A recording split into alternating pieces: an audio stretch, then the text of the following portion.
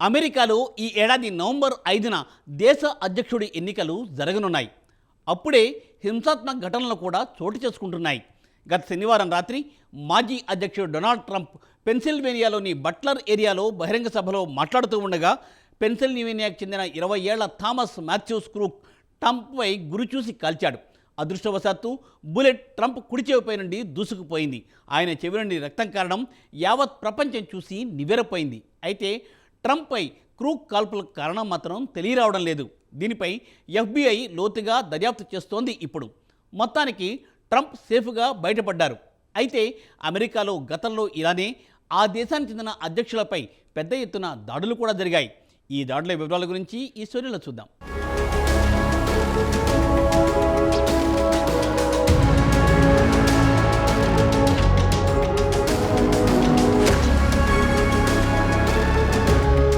America మాజీ అధ్యక్షుడు Donald ట్రంప్పై 20 ఏళ్ల థామస్ మాథ్యూ క్రూక్స్ గత శనివారం నాడు కాల్పులు జరిపాడు.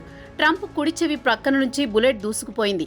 అప్రమత్తమైన ట్రంప్ వెంటనే కిందికి వంగి కూర్చోవడం, ఆయన సెక్యూరిటీ కూడా చుట్టుముట్టారు. ఆయనను సురక్షితంగా అక్కడి నుంచి ఆసుపత్రికి తరలించారు. ఆయన కుడి చెవి నుంచి రక్తం కారడం యావత్ ప్రపంచం చూసింది.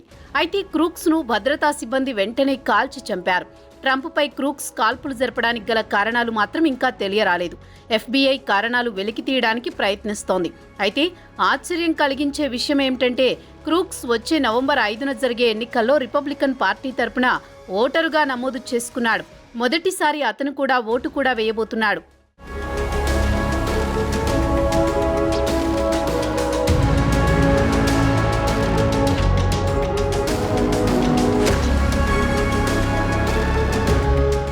కాల్పుల నుంచి బయటపడిన తర్వాత తాను ఫైన్ అంటూ చేతులూపుకుంటూ పోయాడు ట్రంప్. అమెరికాలో గన్ కల్చర్ పెద్ద తలనొప్పిగా మారింది. దానికి ప్రతి ఒక్కరూ బలవుతున్నారు. గతంలో అమెరికాలో రాజకీయ నాయకులపై ఇలానే దాడులు జరిగాయి. ట్రంప్పై జరగడం ఇదేమీ కొత్తేమీ కాదు. అలానే ఇది చివరిది కూడా కాదు. అబ్రహం లింకన్ నుంచి జేమ్స్ గార్ఫీల్డ్, విలియం మెక్కిన్లీ వరకు, అలాగే జాన్ ఎఫ్ కెనడీ వరకు కాల్పులకు గురై మరణించారు. కాగా కెనడీకి అత్యంత కట్టుదిట్టమైన భద్రత ఉన్నా ఆయన తుపాకీ గుళ్లకు నేల కొరగాల్సి వచ్చింది. గెరాల్డ్ ఫోర్డ్ విషయానికొస్తే ఆయన కేవలం 18 రోజుల్లో ఆయనను హత్య చేయడానికి 2 సార్లు ప్రయత్నాలు జరిగాయి. అలాగే 1981లో రొనాల్డ్ రీగన్పై గన్మెన్ కాల్పులు జరపడంతో తీవ్రంగా గాయపడ్డారు.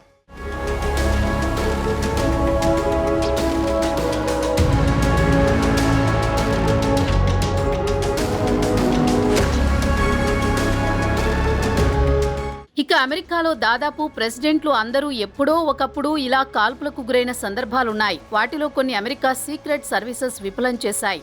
అయితే కొన్నిసార్లు గాయపడిన సంఘటనలు ఉన్నాయి. అయితే రాజకీయపరమైన హింస కారణంగా ప్రపంచవ్యాప్తంగా పలువురు నాయకులు ఇలా హత్యకు గురైన సంఘటనలున్నాయి. వారిలో Egypt president Anwar Sadat, Swedish prime minister Olof Palme, మన పొరుగున ఉన్న పాకిస్తాన్ మాజీ ప్రధానమంత్రి బెనజీర్ భుట్టోలు కూడా ఇలా హత్యకు గురైన వారే.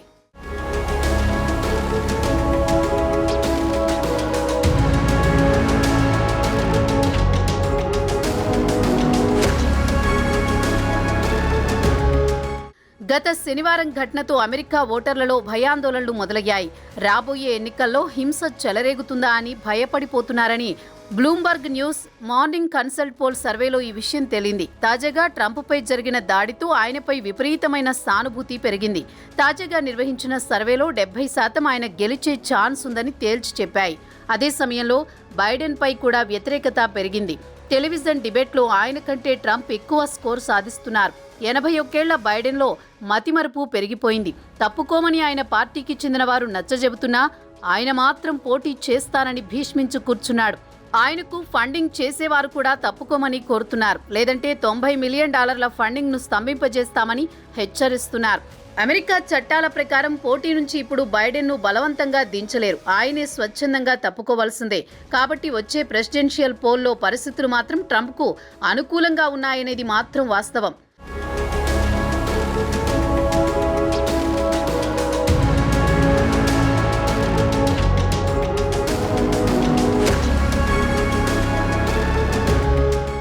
గతంలో ట్రంప్ 2016లో ఎన్నికల ప్రచారం చేస్తుండగా లాస్ వెగాస్లో 20 ఏళ్ల ఓ బ్రిటిష్ యువకుడు పోలీస్ ఆఫీసర్ నుంచి గన్ లాక్కొని ట్రంప్ను కాల్చడానికి ప్రయత్నించాడు.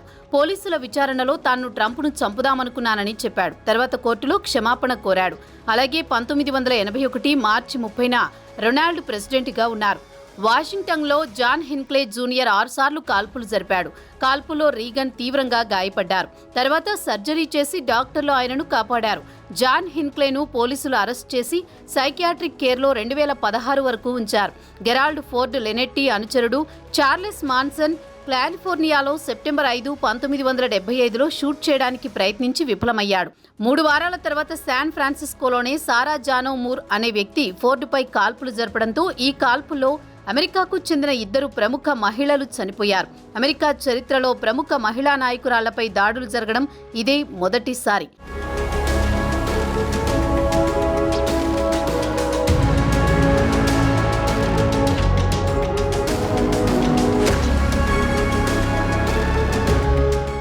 జాన్ ఎఫ్ కెనడీని నవంబర్ 22, 1963లో లీ హార్వే ఒస్వాల్డ్ టెక్సాస్లోని డల్లాస్లో కాల్చి చంపాడు. అయితే అప్పటి ప్రెసిడెంట్గా ఉన్న కెనడీని చంపడానికి ఒస్వాల్డ్ ఒక్కడే ఉన్నాడా లేక అతని వెనుక ఎవరైనా ఉన్నారా అన్న డిబేట్ జరిగింది. కెనడీని చంపిన తర్వాత ఒస్వాల్డ్ను 2 రోజుల తర్వాత రెస్టారెంట్ ఓనర్ జాక్ రుగ్జీ చంపేశాడు. అలాగే అబ్రహం లింకన్ను వాషింగ్టన్లో ఏప్రిల్ 14, 1865లో జాన్ విల్కిస్ బూత్ కాల్చి చంపాడు. అమెరికాలో మంచి పేరున్న నటుడు బూత్. 2 వారాల పాటు ఆయనను గాలించి చివరకు అతన్ని కాల్చి చంపారు పోలీసులు. అమెరికాలోనే కాదు ప్రపంచంలోనే పలు దేశాల్లో ఆయన దేశాల ప్రెసిడెంట్లపై, ప్రైమ్ మినిస్టర్లపై కాల్పులు జరిగిన సంఘటనలు చరిత్రలో కోకొల్లలు. చరిత్ర తిరగేస్తే అంతా రక్త చరిత్రే కదా. Let's hope for good.